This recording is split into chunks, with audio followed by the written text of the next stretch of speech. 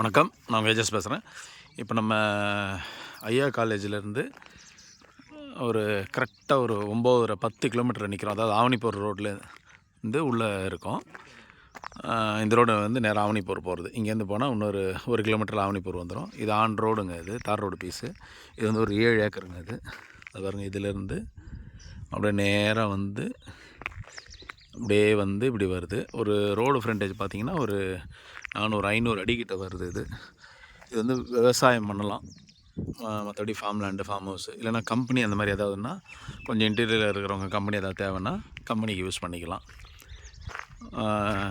அதாவது காமான ஏரியா அது. ஸோ மண் வந்து கொஞ்சம் மணல் கலந்த மண்ணுங்க. இது தாரோடு பீஸே தான். இது மொத்தம் வந்து ஒரு 7 ஏக்கர் வரும். ரோடு ஃப்ரண்டேஜ் வந்து ஒரு 500 அடிக்கிட்டு. யாராவது ஃபார்மிங்கும் பண்ணணும் அப்படின்னா ஆளுக்கு ஒவ்வொரு ஏக்கராக வந்து நீங்கள் வாங்கிக்கலாம். பட்ஜெட் வந்து ரொம்ப கம்மி பட்ஜெட்டுங்க. இது லோ பட்ஜெட்டு. ஆனால் லோ பட்ஜெட் இருக்கா நிறைய பேர் கேட்குறாங்க. அதனால் இதை எடுத்துகிட்டு சைட்டை நல்லா உழவு ஓட்டி நல்லா இது பண்ணால் ஃபார்ம் நல்லா சூப்பராக பண்ணலாம். ட்ரை லேண்டு தான், கிணறு சரி இதுவும் கிடையாது. நம்ம போர் போட்டுக்கலாம். ஏன்னா பின்னாடி வந்து ஆறு போகிறதுனால போர் போட்டால் இங்கெல்லாம் தண்ணி நல்லா அருமையாக கிடைக்கும். ஒன்றும் பிரச்சனை இல்லை. ஸோ வேணுன்றவங்க கான்டாக்ட் பண்ணுங்கள். நன்றி, வணக்கம்.